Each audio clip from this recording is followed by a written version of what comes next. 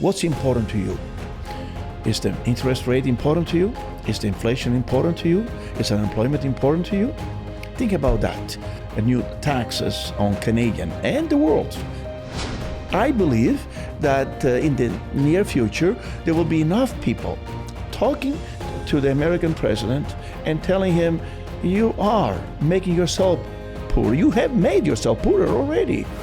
If you give a special interest rate for the buyer and the builder, then you're going to get more homes built and more homes being bought.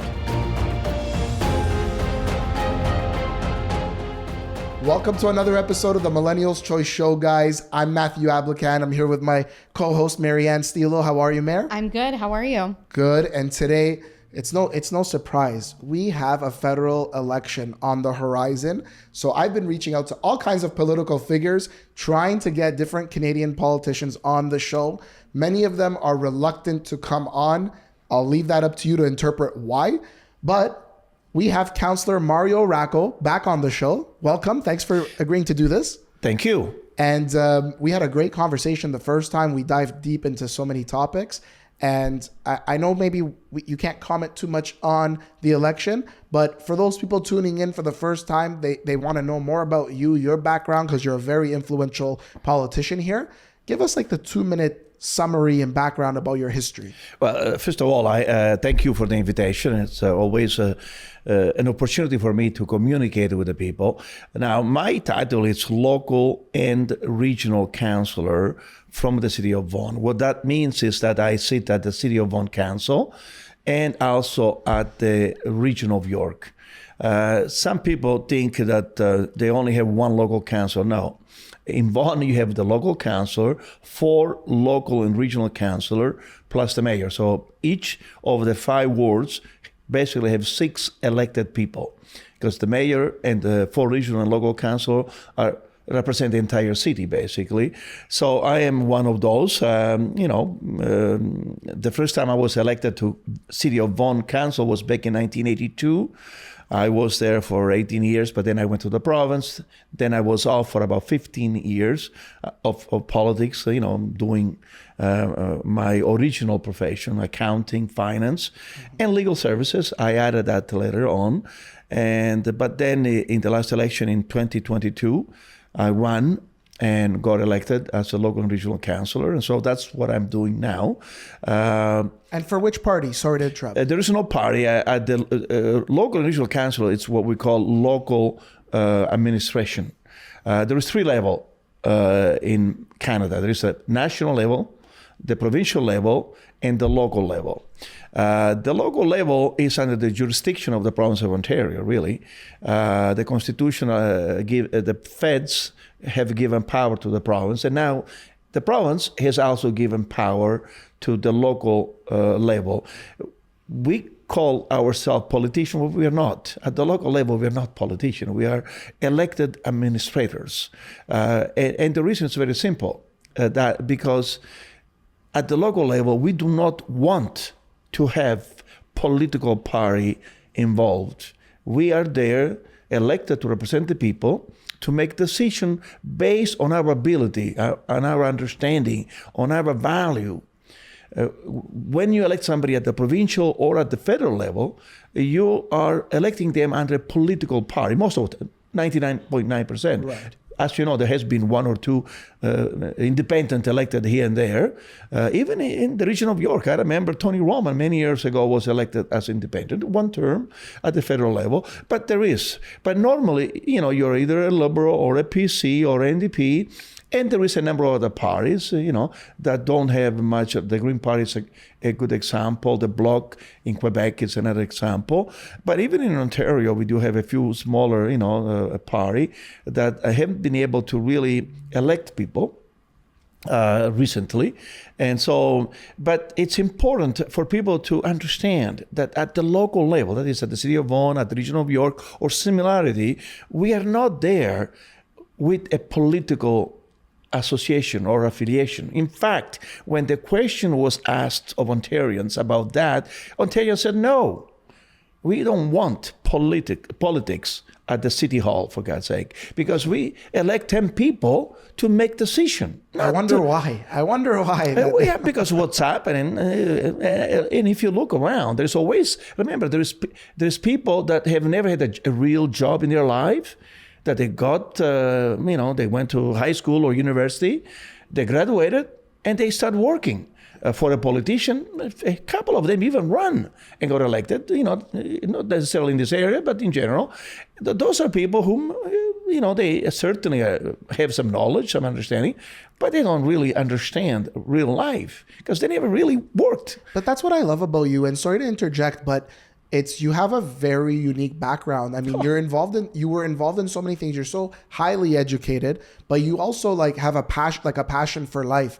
But so I want to just jump in and ask you, how important do you think it is for a politician who's serving at a high level, the community, the people, the country? How important do you think it is that they should have had some sort of formal experience or training in some sort of other profession, whether it's accounting, business, real estate? How important do you think that is? It's a must. It's a must. Remember, a politician represents the people.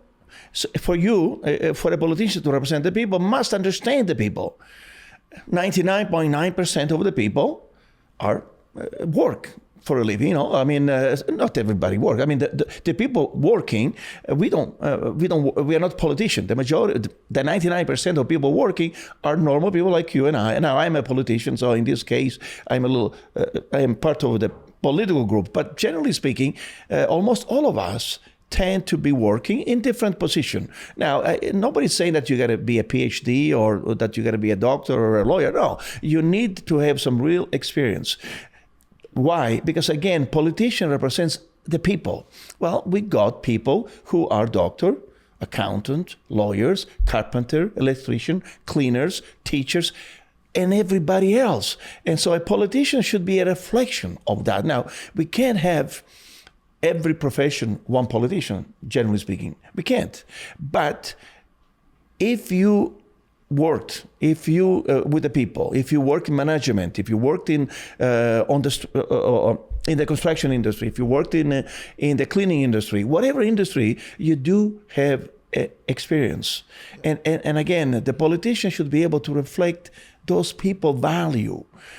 Even if not everybody can be 100% ways represented, at least those of us elected must have been worked with these people so that you understand them. You understand what it means, write a check, a payroll check. You understand what it means getting revenue at the end of the week, at the end of the month, to be able to pay the bills, the rent, and the wages if you have people working for you and so on. You need to understand how important it is that your house is respected when there is a new development next door to you. And unless you live in the area, for instance, how would you understand that? Unless you own a house, for instance, or how do you understand the importance of having somebody next door in the same subdivision making significant changes? So at the end of the day, those elected must have real experience to be able to be better representative. You can't have somebody from high school or university working for a politician, learning the tricks, how to defeat the opponents or how to do all those things. They're not important to the real people. And then getting into public office, those people will never be able to be a good reflection of the community, in my opinion. So just to push back a little bit on that, as an example, the conservative leader, Pierre Poilievre. Yes. I know you can't comment on specifics, but from our point of view, let's just say he is a career politician. And although he had some jobs before that, I think he worked at TELUS at one point or something like that, it was nothing serious compared to, let's say, a Mark Carney who ran the Bank of England, ran the Bank of Canada at one point. He had other jobs, right? He managed Brookfield, which is huge. There's so many different things on his resume compared to Pierre. So conversely, just to push back a little bit, somebody like Pierre might say, well, I've been working and serving people for 20 plus years. I've gotten to know them. I've gotten to hear their needs. I've gotten to really be involved in the communities that they are a part of and talk to different people from unions to construction workers to steel workers to all kinds of different people across Canada, that someone like that can push back and say, well, like that's my experience. And what would you say to that? Well, first of all, remember one thing. You're talking about political party now. You're talking about the leader of two political parties, the Liberal and the PC, at the federal level. So they are a part of a team, of a political team, which means that not everybody will be a PhD, not everybody will be a carpenter, but there will be a variety of all those professions that represent. So I guess both the leader will be getting lots of input from their political colleagues. So some experience can be balanced by others. That's number one. Number two, there is no question, as I said earlier, that real experience is important. But you got to be also very careful that if I am, let's say, a PhD, and that's all I have done all my life, when I sit down, let's say, with a cleaner, a carpenter, a restaurant worker, a teacher, that type of crowd, I won't be able to understand them or them understanding me. So it's easy to say, I have this, I have that, but it's important that all the people who run for public office have a variety of experiences to be able to reflect a better. But as I said earlier, at the federal level, at the provincial level too, if the leader doesn't have that type of a full experience, there is enough member of the team that can bring that type of knowledge, real life knowledge. And I am not going to take sides. As you know, I have my own political party association, as you may know. But it's okay if you take sides on our show. Sorry? On our show, it's okay if you take sides. For you, it's okay. But the Integrity Commission at the City of Vaughan won't be necessarily happy. It takes only one person to report. It's important that all of us express ourselves, especially during an election. But a guy like me, an individual like me, has to be neutral, and I appreciate that, and I am neutral, and I try. You asked me an interesting question. Trust me, at the local restaurant with a friend, I would have a different thing to say on the matter. But to be neutral, we gotta expose the truth, and that is this: that I have met people who couldn't really communicate, but they were very highly educated. And that's because that's all they did. They got educated. They didn't really go out there in their real life and get the real experience and being able to balance, their opinions. So we got to be very careful. If we have an extreme example where there's somebody who doesn't have real experience, and on the other side, we have somebody who has lots of real experience in a specific industry or profession that is very highly limited. How many people will be able to tell you that they sat down with the Governor of Bank of Canada of England for lunch? Probability very high. Nobody, hardly anybody, I should say, right. Before. Now, once you become a politician, then you go to a rally of 5,000 people, 1,000 people, or a dinner. Different so you meet lots of people. But again, which kind of communication are you going to have at that event? Not. Like, do you feel like this election, because for the last 10 years we've had the same political party, couple different leaders, Justin Trudeau and Mark Carney. Mark Carney elected by a small group of people, small group of Canadians. Which is the standard. It's part of the Canadian political system. Yes. But do you believe that the outcome of this election, one way or the other, is either going to boost the Canadian economy, the morale of the people, or do you think, depending on the outcome of the election, it will have the exact opposite effect? Or do you feel that the election's April 28th and on May 1st, or April 29th, I should say, it's regardless of the outcome, it's business as usual? Because I feel like tensions are high. And I feel like a lot of Canadians are really hoping and praying that the right outcome is made at this election. But then part of me says, at the end of the day, like, it's just going to continue as is. And there's going to be people that do well, people that don't do well, people that complain, people that don't complain. What do you think? Well, first of all, I think every Canadian, every individual should stick to his or her opinion of a month ago, 2 months ago, a year ago, and today. Stick to your opinion, because your opinion is what's important. Don't get confused with with this discussion we're having today, or any other media or any other public relation strategy that every political party and candidate apply to convince you and me to vote for them. We were here a year ago. We're going to be here next year. Think about that. What's important to you? Is the interest rate important to you? Is the inflation important to you? Is unemployment important to you? Think about that. Think about the American new taxes on Canadian and the world. That's also important. Tariffs. But remember one thing. At the end of the day, anyone can steer the economy the right way if they want to. If they want to is the question. I'll give you a good example. If you look at the stock market, that's a good way of measuring what's happening out there. I mean, we went down badly. We went up, went down, we went up again. For instance, Monday and Tuesday, the stock market has done well. If you check, by the way, there's many people out there say we are not in the stock market, so we don't care. Sorry, you're wrong. All of us are in the stock market. We don't know. All of us have a share. If we don't have an investment, well, the government of Canada, the province of Ontario, the governments do investments. Look at our pension plan. Where do they put the money? The money that the pension plan will earn from their investment will determine more, to some degree, how much our pension will be.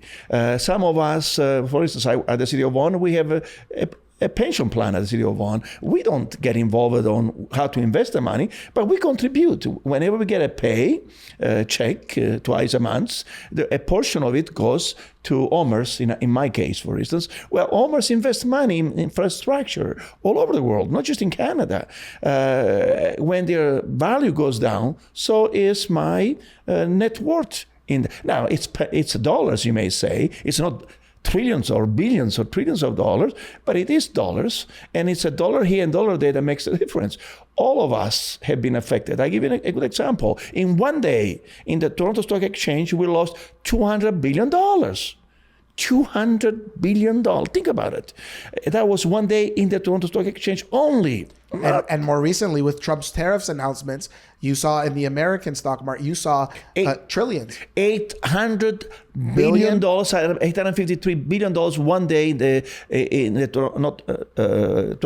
North York Exchange, I believe. I can't remember all those numbers, but I can tell you the value going down is incredibly high. We don't even think about it because we don't think that affects us, but it does affect us. Because if corporations don't have net asset value to be able to invest, then they cannot create jobs and they cannot create wealth for all of us. We are fooling ourselves. But that brings me to answer directly your question. When you said that the Americans, the fact is this, that Trump is one of the wealthiest person in the world. It's not the wealth, it's one of the wealth. When we lose money, so does Trump. He is losing more money than you and I will ever lose, because he also has investments. He owns property, so the value of property goes down, his value goes down. He has shares. He controls many corporations. Well, they also borrow money. They have investors. They are on the stock exchange, and they lose value. That is why I believe in the long run, no matter how nuts this guy is, quite frankly, and I don't mean to be impolite, but it's very hard to be very polite to individuals who cause such a crime in our country, in the world, because everybody has been affected negatively, including Americans. And so I believe that in the near future, there will be enough people talking to the American president and telling him, you are making yourself poor. You have made yourself poorer already. Your family, your wife, your children, your loved one, your partners. How can you continue to do that? And at that time, he will realize, I mean, there's no question he already knows it, because you saw some changes already a few days ago, and that will continue. So I think in the near future, would that mean 3 months, 6 months, a year from now, I think that all this nonsense that has happened recently will be something of the past. By that time, you and I will be poorer. In paper, not necessarily. But by the way, there will be people poorer. Look what's happening in Windsor. Look, all the people now, again, a couple of days ago, he made some change there, but still, some people have lost their jobs. And it's not just the people working in the auto industry, by the way. The auto industry people, they go for coffee. They go for lunch. They go for dinner. Once in a while, they take their family out. They pay their rent. They pay mortgages. They pay rent. They pay mortgage. Yeah. They buy cars. They buy bicycles. They buy motorcycles. Yeah. They do everything that you and I do. So when somebody loses a job, it isn't just that person losing the job. It's all of us. It has a ripple losing effect. value. That's ripple right. effect. Yeah, in society. Mean, the coffee. I went to university not because my parents had enough money to send me. I was here on my own at 16. My parents were living in Italy. They never came here. My mother came here in holiday twice. My father never came to Canada. I went to high school and university because I worked at a restaurant. Because there was that part-time job on the weekend that I could make so much money and pay the tuition fees, the rent, and my expenses. I was lucky that I studied hotel services in Italy. So I had a good education, so I didn't work to the local Tim Horton, for instance. Nothing wrong with Tim Horton. I enjoy going there. But at Tim Horton, you make minimum wage, more or less, and I don't know how much tips you make there. Tim Hortons? Nothing. Exactly. But some people do give. But when I was working, my tips were 2 times my salary. Yeah, because you're a people person. No. I was working in very expensive restaurants because I had a diploma. Yeah. I had something that very few people had in those days, probably. Yes. I was well educated in that industry, the hotel industry, and the restaurant was part of it. Yes. And I was young and I was aggressive. I was full of energy. I wanted to do something. And so I was making so much money that I could pay all the bills and send some money back home to my parents and even buy a car. I remember I bought my first car before I even had the license. I bought a car and then I got the license because I was working Friday, Saturday, and Sunday, 22 hours a week, making more money than the average person was making on a week basis because I was working at the restaurant. And so when the auto employee lost his or her job and doesn't go to the restaurant or to the local coffee shop, they are basically affecting people like me that were making a living and paying the tuition fees. So the entire country is negatively affected, and that should not happen. And it did happen, and we have to make sure that we discuss the matter and we convince that individual in the States that is not to happen again. Yeah. And I know he will understand it in the long run. So let me ask you this then. So what do you say, or what could you say to like the young people, let's say in Vaughan, that are now facing these types of issues? Like what advice could you give to them in that sense of like making the right decision of, like how to navigate and going to school, trying to hold a part-time job, this election is a huge thing, like navigating in which way to go. Because I find that is a huge conversation for young people in our area. Yeah. Well, let me tell you this. I'll tell you what my mother told me. Figlio, vai a scuola. That's a Calabrian, by the way, which means, son, go to school. When I came here, I was 16. She didn't tell me nothing else. She knew I was mature enough. I showed who I was by that time. She trusted me, but she wanted me to go to school. So I say to all the kids, go to school. Do not believe that the path to better life is just dropping school and go and make a living. No, get a good education to start with. Then look for a job that you are happy with. But while you are going to university, it is good to have a part-time job. Now, if your family has enough money and they want you to do more studying than normal because you're working, that's something that you have to consider. I give you a good example. I told my kids, you don't need to work. Your mother and I are working, making good money. We want you to get education. But my kids said, no, Daddy, we want to earn some money. And so they did some part-time while attending university. That wasn't my choice. I give to my kids everything they needed because I could afford it. And so they were lucky because I and their mother working, making good money, could afford it. Not everybody can do that. So there is kids, unfortunately, that have to work, quite frankly. But even those who don't have to work, if they do work, it's a good experience. Sure. So study, number one. Forget about everything else. Study. But if you earn $1, you will learn something. Earning $1 while working part-time or full-time, it's a very good educational training too. Yeah, well, when I used to work part-time at the restaurants, I worked at restaurants as well. Whenever I'd get paid, at the time, minimum wage was $8 an hour. And I used to work and I used to say to myself afterwards, well, if I want to go buy this pair of shoes and it's $150, that's this many hours. That's how I started to calculate it in my head, and it would cause me to save.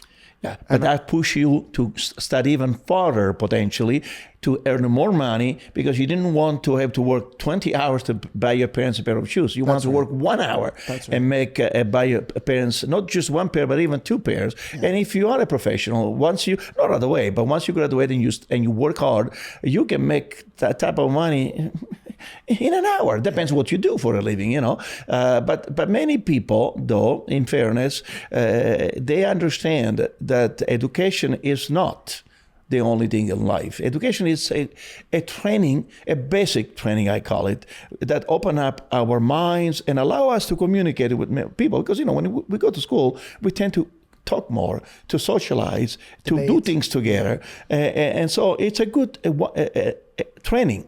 But then when you start working, the same thing. I remember I used to work, you know, I was the only one part-time, really. The other people were, well, no, there was a few other in the kitchen, but mostly in the dining, I was the only one part-timer. And they were much older than I. You learn a lot. Even if sometimes you're not happy, that's part of the training. You can't be always happy. You can't always win in life. Unless you lose, you don't understand what it means losing, quite frankly. So it's a good training to lose sometime. Yeah, failure is the key ingredient to success sometimes. Failure is the key ingredient to success. And by the way, you talk about minimum wage. My minimum wage was $3.65. Was $3.70 an hour when I started. But because I was receiving tip, we would get 5 cents less an hour. $3.65. Imagine. Yeah. My $3.65 was peanuts. To me anyway, in proportion to the tips I was making, because I was working in an Italian very high-end restaurants, a couple of them, and then CP, the last one. It's because of that, you know, the tip was really the biggest factor. And I tell you, look, when we go out to a typical restaurant, what do? Minimum tend to be 15%. Yeah. And now you look at the machine, it says minimum 18%, 21, 25. You feel guilty sometimes of not pushing the 18%. And if you go out in a decent restaurant with your family, you're talking about hundreds of dollars. Yes. You know, if you go to a fast restaurant, but we don't give tips at fast restaurants. You pick up your food, there's no tips, right? But if you go to a typical normal restaurant, so you're talking about lots of money. So 15% is lots of tips. I want to ask you one. We've been on for over half an hour already. I love our conversations together. I want to ask you one last question, and it's regarding Trump. And talk about Vaughn too, but I know, but Trump has been having such an impact on the Canadian economy, also on Canadian politics. Yes. So my question to you is, regardless of the outcome, whether it's probably going to be a liberal or conservative winner in this federal election, do you feel that either candidate is equipped with whatever it is that they need to handle the personality of Trump, but also the policies of Trump? Yes. Anybody that we will be electing, whoever that is, will be able to handle Trump. There's no question about it. Because quite frankly, I told you minutes ago, Trump is one of the biggest investors. He has lost more money than you and I will ever lose. He understands that. But he also is a human who doesn't like to lose. And so he feels, in my opinion, I mean, what do I know? I don't know him personally. But in my opinion, he is reacting, quite frankly. He doesn't like to be undermined. And so, you see, the best leader will be the one who will understand his psychology, I call it, his minds. Because it's not just, it's his mind that we need to deal with, number one. And number two, I'm telling you, is the dollar. He is losing more money than us. And he will not be able to keep on doing that because all his friends will tell him, you made me. think about his right hand. He lost how much? He is the richest man, or was the richest man. I understand he's no longer the richest man because his shares went down so much. You're talking about Elon Musk. Yes, Yeah. I mean, this individual is one of his closest ally, and he's the biggest loser, as far as I know, individually, in this world because of the change that they've made. How much time can this individual handle that? Right. There will be pressure from his own people that he has to change course. The other thing is Americans are getting a higher price in grocery, in food, in basics, just like Canadians will and are right now. And so they will be protesting. So there's nowhere where he can go where there's people who are not happy with his policy. How long can he handle it until he change course? What we need to have is somebody to tell him, you're going the wrong way. Told to your American closest ally, don't listen to us. We'll tell you why you're going wrong, but take it back to your office, talk to your friends, and find out if we are telling you the truth or not. And the answer is yes, we are telling him the truth. We will tell him the truth, because the truth is something that can be seen, especially when you look at the stock market. I don't see it as a problem, quite frankly. What we need is, let's talk about what's important to Canadian. It bothers me that we're talking about the American president and not the Canadian economy, for God's sake. It bothers me that we're not talking about affordable housing. Forget about this little policy that we have been handling, both at the provincial and the federal level. Let's come up with real policy. I am one of those that believe that if you want more homes, if you want affordable housing, you need to build more homes than you need, especially now that we are in a shortage. How can you do that? Well, buyers won't be able to buy if they cannot afford it. Right. How to be able to afford to purchase a house, a condo, a town, a house. The interest rate, for instance, has to be as low as possible. Number one, not just for the buyer, but even for the builder. Yes. The builder cannot build unless the bank gives them money.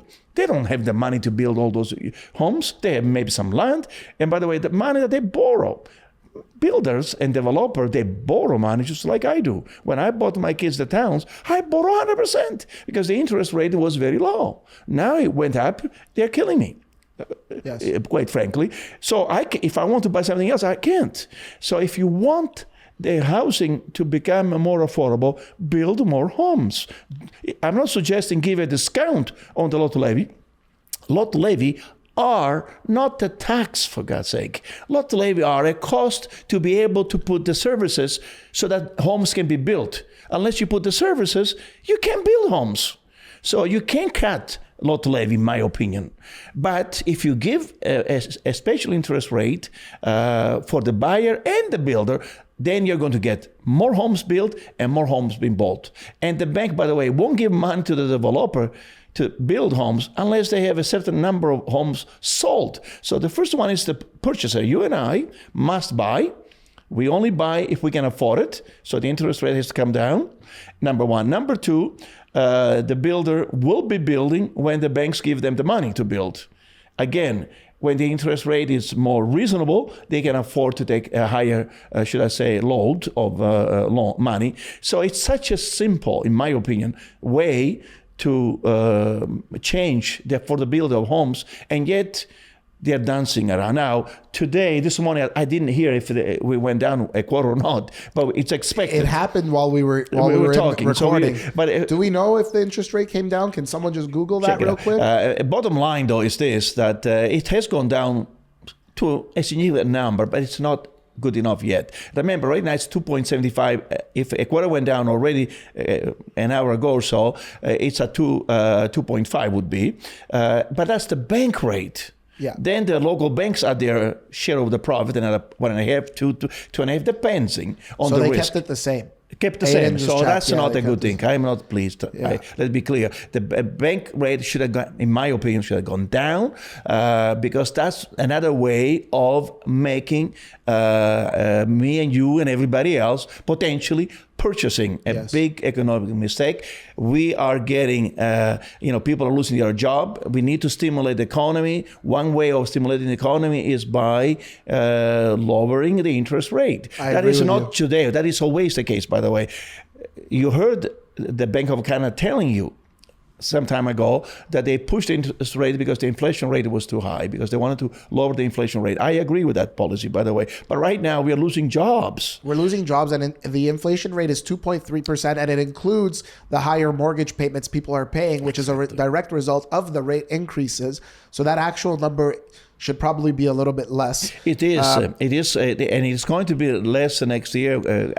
Next month, quite frankly, for a very simple reason, because not lowering the interest rate today, if that is the case, we are told that's the case, but it will disappoint a few people. It's a big mistake. There will be less people prepared to borrow money, and the bank, quite frankly, is not going to be as generous, because they will calculate how much you can afford it, and they will determine that some investor won't be able to pay, and therefore they won't give them the money. So it is negative all the way. That is a terrible mistake, in my opinion. It's unfortunate, quite frankly. But having said that, let's talk about Vaughan. Vaughan, the city above Toronto. I remember when we came with the slogan. I was a member of council in those days, and we were growing. We were building a city. We are still trying to build a city. Unfortunately, things are not going as I thought they should be going. But nonetheless, we have a good city. Don't misunderstand me. There's always a better way, and that is fair. I would say, no matter who is leading. I am a member of council, as you know. So if there is some things that are not going well, part of the problem is mine. I am part of that team that makes decision. Even if I disagree with some of them, at the end of the day, we are, making decisions for the city to make a better place for all of us, by the way. And I think that, it's interesting. I was looking at the numbers yesterday. And if you look at Vaughan in the last 3.5 years, from July 1st to 2021 to December 31st, 2024, we got about 14,000 people that moved into Vaughan. Grossly, 14,000 people. You divide that number, you're talking about 4,000 people a year. That's in the last 2.5 years. That grossly what the number is. If you look when I was first elected in 1982. At the end of 1982, we had about 36 plus thousand people in Vaughan. Today, or at the end of December 31st, 2024, a couple of months ago, we were about 353,000, give or take. If you take an average of the last 42 years, you got about 7,500 people on average every year that moved to Vaughan.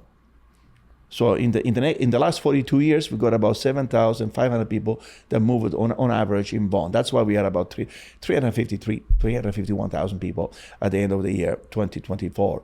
But in the last 2.5 years, the average is in the 4,000 range. And that is because the interest rate has not, the interest rate was decent.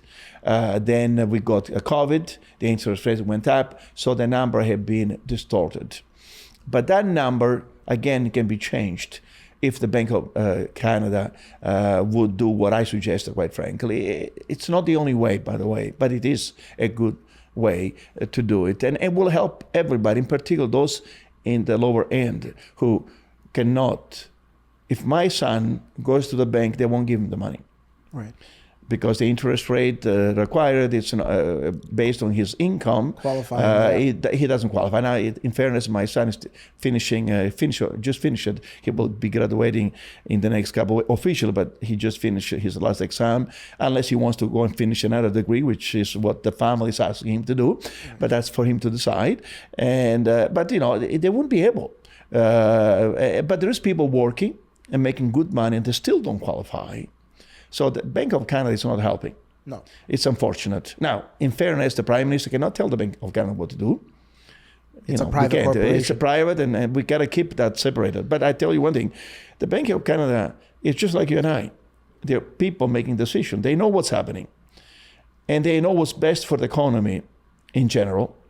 And I believe what they did is because they believe so. I can't question that, quite frankly. Right. But I believe, in my opinion, they're wrong. So even if I respect their decision, because I'm could sure be the it's wrong based, decision. I tend to disagree. I think that the housing industry deserves special interest rates, as we have done in the past in other situations. Yeah. Why not? Why not the housing? It is such an important item. And don't we want to get more people working? Yeah. And on that point, the Bank of Canada will reconvene in June, and that's their next announcement. And I think we, the three of us, should have a part 2 to this episode. I'll be happy to participate. We will welcome you back with open arms. We enjoy the conversation thoroughly every single time. And you walk in with such joy. And every time you speak, I'm like, just save it for the podcast. Save it for the podcast. So we will definitely record, in this case, a part 3. Maybe post-election. Thank you. I'll be happy. Let me know, and I'll be pleased to discuss anytime. Discussion is the best asset, in my opinion, that we have. Unless we know each other, unless we discuss what we think is important, how are we going to know what other people think? Yes. It doesn't mean I'm right. It means that I have an opinion. And when I hear your opinion, my opinion will be updated, as we say. It will be a better opinion because it's not just one person, but a number of people opinion. Councillor Racco, thank you very much for joining us. Thank you. Until next time, you guys, we're out.